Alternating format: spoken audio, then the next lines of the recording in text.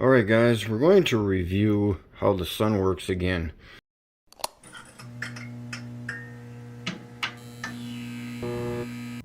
So Mikey Smith, you're going to teach us how the sun is powered by nuclear fusion, where 4 hydrogen atoms are fused into helium, releasing energy, with the sun fusing approximately 500 million tons every second. We are told, remember, in school, that the Earth rotates around the sun. So we're not going to be discussing all the details of nuclear fusion then. Like this, correct? We go around the sun. 6 months later, we are here, and we make a complete So something as simple as a circle. But let's rotate the camera. Oh, Mikey, no! No! And see what happens when we look at things upside down. Mikey, I'm sorry. Mikey, I'm sorry. I didn't mean to make fun of your circles. Please, please, please turn it back. Let's rotate that back. Sorry, Mike. My apologies. And I would like to know more about your upside down camera experiment as well. Circle around the sun, do we not? That's what we are told. No, Mikey, I think you'll find we're actually taught that the Earth orbits the sun in an ellipse. And your circle is, how do you say it? Shit. But what shape is this right here, this half shape?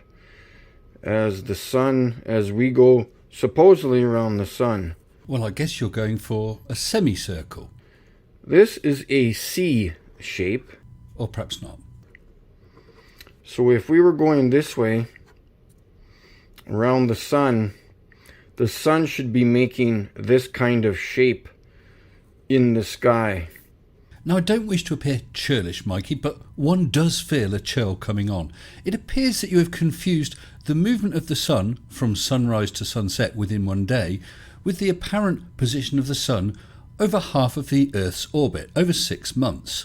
This would appear to be an error along the scale of confusing the formation of planetary systems with the cooking method for a small fairy cake. What is happening is the sun is rotating around us like this. Is that right? I don't know much about that, but I do like furry little kittens. This is how we visualize and see the sun every day when it rises. In the east, this is noon, and this is the west. Mikey, we know that the sun is 93 million miles away. So according to your model, the sun will be tracing out a path of 584 million miles every 24 hours. That's 24 1/3 million miles an hour. Do you have any idea about reality? This is what we see in reality from the east to the west. Not this godforsaken C shape. Stop. Think. Re-evaluate your theory. What is your theory? This is bullshit. Bullshit. Well, that's much better.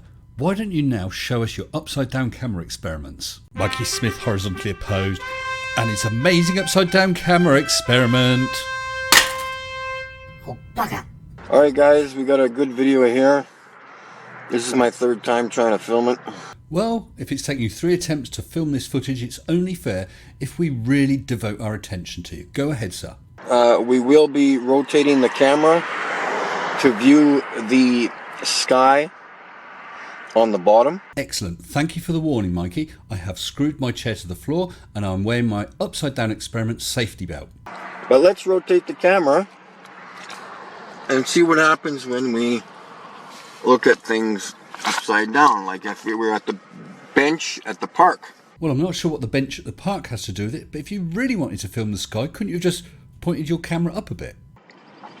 We will wait for the vehicles to drive by upside down, as if you were in Australia or New Zealand or Chile or wherever things are upside down.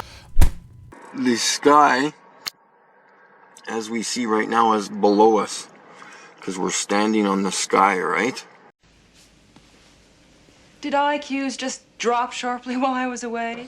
So the cars are driving by upside down and you're standing on the sky. Okay. Just something to think about. So what if the pool we were swimming at or in was upside down? What's holding that water? Well, I'm not sure what could be holding that water in these upside down pools, Mikey.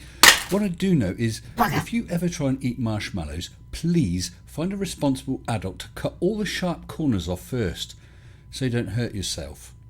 And of course, laughing at the cars when they drive upside down, just like this one. Now, Mikey, I'd struggle to understand that someone who is over 13, and I'm assuming you're over 13 in order to have a YouTube account, that you're struggling to understand the concept that turning a camera upside down does not mean that those cars are upside. I think I'm becoming Simon Dan. How much did I pay for those lessons, Dan? £10,000.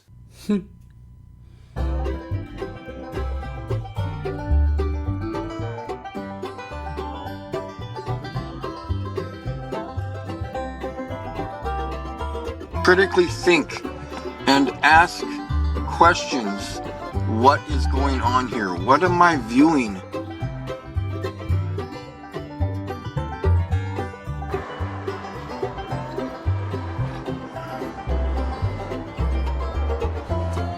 Do that one more time with the upside down version.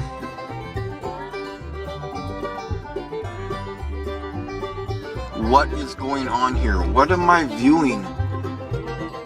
What is going on here?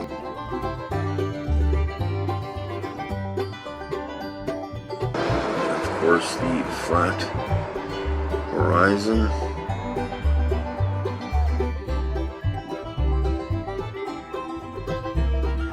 What are my senses telling me?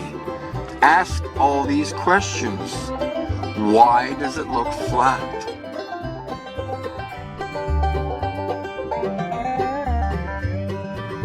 Critically think and ask questions. What is going on here? What am I viewing?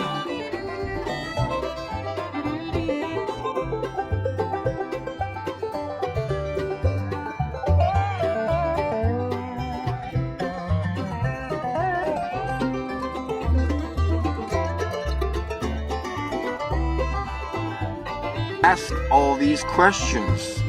Why does it look flat?